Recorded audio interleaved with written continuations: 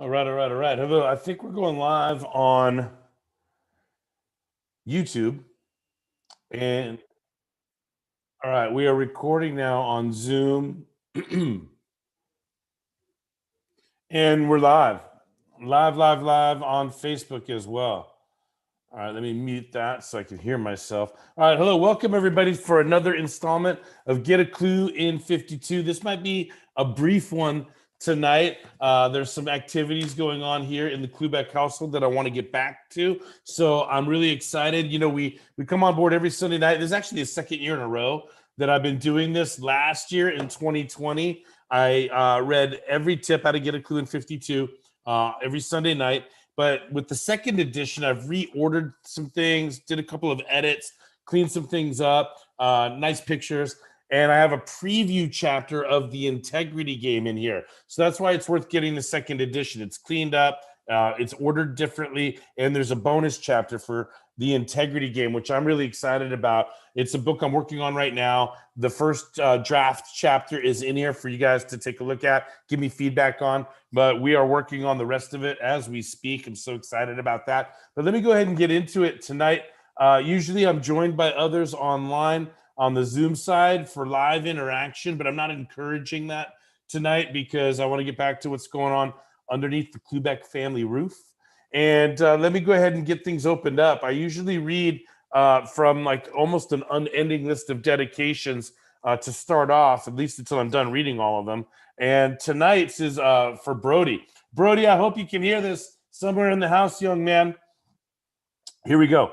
To Brody, knock, knock, who's there? Jure. Who's Jure? Who's your daddy? Ha ha ha ha ha ha ha. I love telling knock knock jokes and playing games with you. Maybe one day you will write a book too. Always remember, when opportunity knocks, you always open that door. I love you. All right, that's to Brody, who is one of the pieces of inspiration in my life. I have so many. I'm just like always in gratitude, always thankful for all of the people and the resources and the fortune in my life. Now, let me go ahead and get into tonight's tip. Tonight's tip is in the communication section. I'm sorry, tonight's tip is in the marketing section. We already got done with the communication section, 10 tips there. We're doing 12 tips in marketing. Tonight is the 7th in marketing, the 17th tip overall. Let me go ahead and do a review of the first 6 tips. Tip number 1 in the marketing section was know what you need to know, then know it. And it's really just a survey of like the next 11 tips, right? But all in bullet list form for you to get your mind around it to start with. And I don't necessarily believe that you need to master all 11 or you need to make a plan to know all 11. But if you know that there are 11 things that make a bad marketer good or a good marketer better or a great marketer genius, right? You can survey among them and say, well, what am I good at and what do I need to improve on? And like pick maybe 1 or 2 of the 11 that are most important to you right now. And then once you've gotten a handle on that or advanced on that, then look at the list again and say, well, now what are the 2 most important, and work on those, right? So that's the way I intended it for you as a tip, but I also intended it to be an overture tip for the rest of tips in the section. And so that took us then to tip number 2 in the marketing section was know your ideal customers. We talked a lot about psychographics and demographics.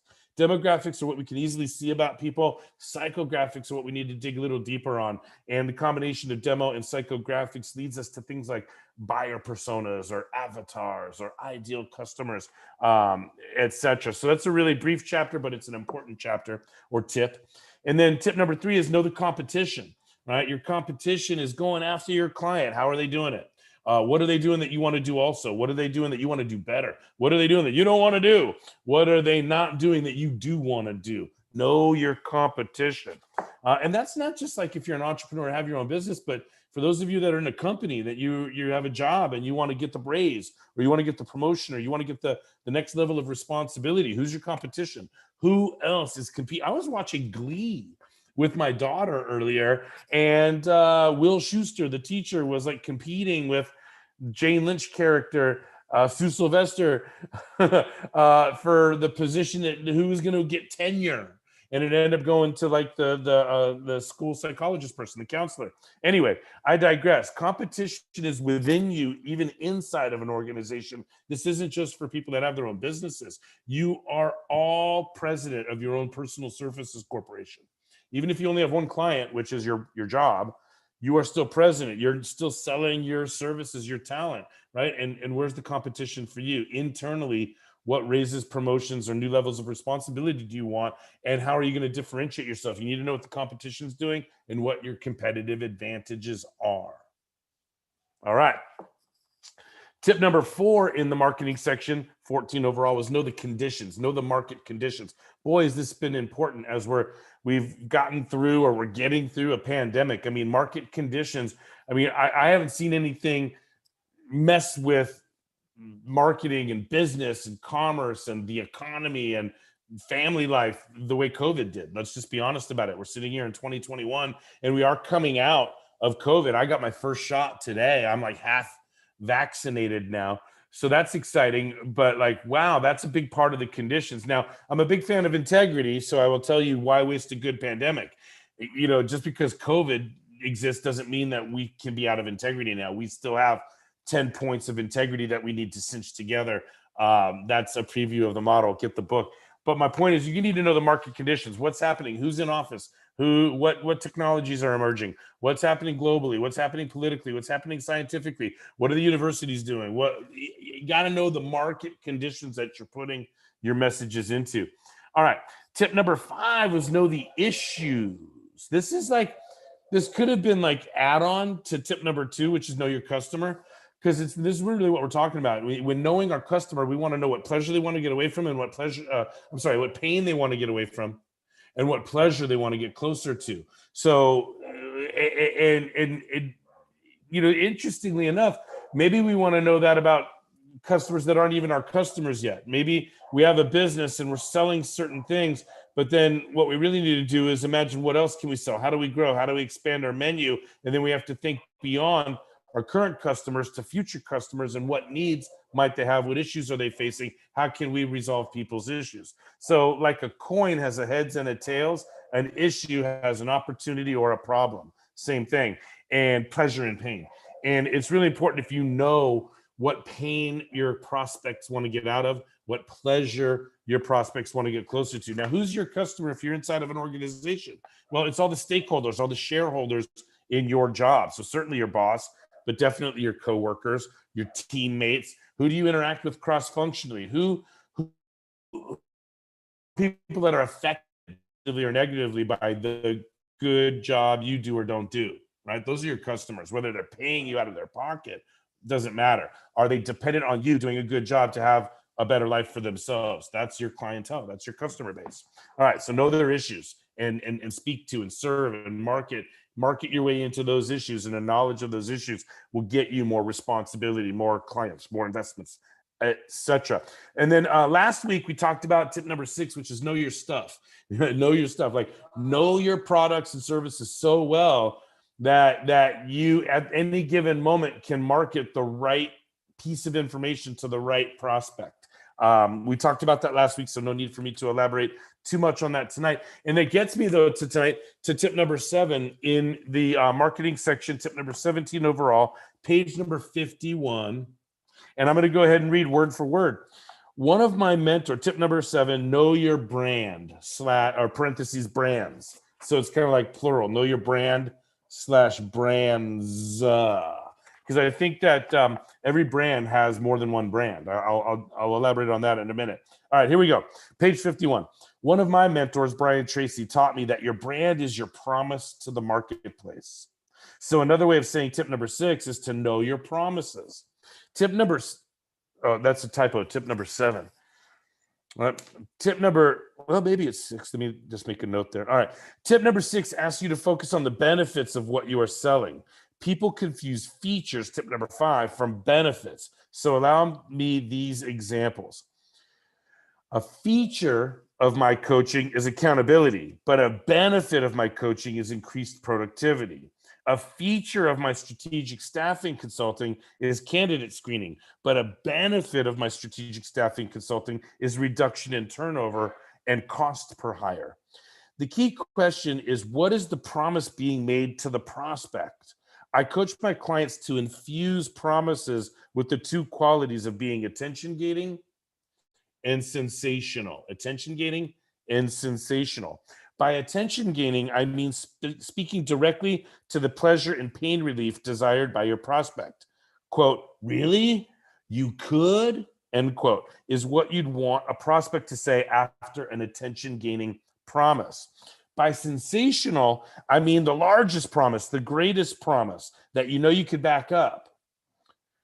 Because this is a marketing tip, don't get caught up in legal semantics of the word promise. It's used to provoke marketing messages, not legal and binding agreements in this context. So, what pain is your prospect in that you can relieve? What pleasure does your prospect seek that you can promise because of your company, your team, stuff, or yourself? Did you catch that at the end of the last sentence? Yeah. You can brand just about anything that creates a benefit for your customer. I'm going to slow down and say that again. You can brand just about anything that creates a benefit for your customer. If Charlie, my man Charlie, were online right now, he'd ask me for a freebie snack at the end of tonight's presentation or tonight's jam, and there it is. You can brand anything that benefits, brand, I'm writing it down, brand anything that benefits the customer. Let me just make a note so I don't forget it. So what I mean by that in this context, and I'm not done reading word for word yet, but I'll come to it, is you could brand the company. The company could make a promise because of its size or swiftness or leadership or reach or policies. So the company can have a brand promise. Like think about IBM, the reliability of the customer service from IBM, or Nordstrom. They're famous for their customer service policies, right? So the company can have a brand, but then the products themselves or the services. So a Tesla car can be a brand in addition to Tesla, the organization, right? How should I say this? I'm trying to think of an instance where the product, well, Coca-Cola, right? God, talking about a bottling company, right? Well, Coca-Cola Bottling Company is a company that promises a complete line of refreshing beverages, right? Coke is one brand, but they also have Sprite as a brand, and they have other brands within the brand, if you understand that. You could also brand your team. I've been Coach Jeffrey as part of a coaching team at business retreats, conferences, seminars, masterminds. And I can tell you that shout out and hats off to my good friend Damian Elston, who often invites me out to North Carolina and actually several cities around the country to be Coach Jeffrey on his team when he's doing a sales training or a business growth training or a retreat, or whether it's my joint venture with him to do I Coach, which is where we're teaching his learners my content on motivation and accountability. We still assemble a world-class team, and that's part of the branding. That's part of the promise that you can make. I promise you my company's awesome. I promise you my products are awesome. I promise you my team is awesome. And guess what? I'm promising you I'm awesome, right? What is it about me? What can I promise? I can promise you it'll be fast-paced. It'll be humor-laced. It'll be in your face. It'll be authentic. It'll be emotional. It'll come with tons of examples, a lot of failed jokes. I mean, these are my promises, right? We're going to have fun growing personally and professionally. I got all kinds of promises for you. Let me get back to the word for word reading. Maybe if I've already said some of this stuff. Here we go. Yeah, you can brand just about anything that creates a benefit for your customer, meaning I could brand myself, Coach Jeffrey, as having promises. I could brand my coaching or consulting or training as having promises. I can brand my team if I build a team or am on a team. Makes sense. Think about the IBM salesperson who promises to be the most responsive and ethical salesperson, the person who proudly announces his place on the most highly rated, experienced, and professional technical field sales team that only IBM can assemble, branding the team. The one who is selling the most advanced, modern, efficient, cost, and time-saving machines on the planet, branding the product, and who finally reminds you that it's all backed by IBM, the single largest machine company on the planet. So if anything goes wrong, you will have a replacement machine installed at your location before you can even finish calling in the problem, branding in the company. I made that up, but you get what I'm saying. That IBM example where the salesperson, the sales team, the machine, and the company. There's 4 levels of branding that can be delivered there in that marketing opportunity. So understand that. To finish up, let me say this. In future tips, we go deeper on what promises are worth making and how to make them. But for now, understand that a brand is an attention-gating, sensational promise that can be backed up, that is made to the marketplace, and that your company, team, products, and service itself can all be branded. Great marketers will understand and keep all messages on brand. All right, you guys, that's it. 8:15 p.m. That's tonight's installment of Get a Clue in 52. If you have a free moment, go to the Clueberry, www.theclueberry.com. There's some free stuff there. Oh, wait, hang on. Bayon's coming on board. There's some free content on the Clueberry, and there's also some affordable stuff on the Clueberry, some e-courses about strategic staffing and communication and goal setting. And if you're interested in my group coaching and leadership training, my group mentoring around my coaching and leadership training, you can find out about all of that stuff on the Clueberry. Bayon came on. It looks like she dropped off. Yeah, I'm not going to sit and wait for her, but I saw her there for a second. I'll send her a text message because I am interested in wrapping up tonight's session. Jessica and Bayon, I see you on the Facebook side. No worries. You were late. No big deal. We'll do this again next week. If you have any questions or comments, put them into the box.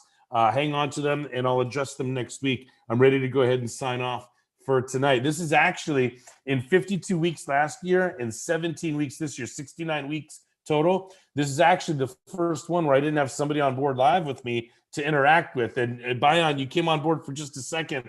So if you came back on board within the next 30 seconds and said hello, we'd keep the streak going. But I'm actually in love with this notion that I could come on, lay the tip down, and get out of here and do it in less than 15, 20 minutes. That's exciting as well. There's no need to belabor things and stay on just to stay on. And like I said, I've got some family things going on under the roof that I want to get back to. So let me go ahead and say thank you to those of you that were with me live tonight, those of you that are watching an installment of this in the future. And if you have any questions, comments, really easy to find. Get a Clue in 52 is a Facebook group on Facebook. We live stream this into my YouTube channel. Watch Get a Clue. Like I said, go to the Clueberry to check out some free stuff and some affordable stuff. If people want me one-on-one, that gets a little bit more expensive. That's why I have group mentoring that's a little bit more affordable, and some e-courses. All that stuff's affordable. But every Sunday night, I'm here for free. So if you want to get some free coaching and interact live for free, come on boards on Sunday nights, and we'll have a good time. For now, let me go ahead and get out of here. I love you all. Thank you so much. Have a great week.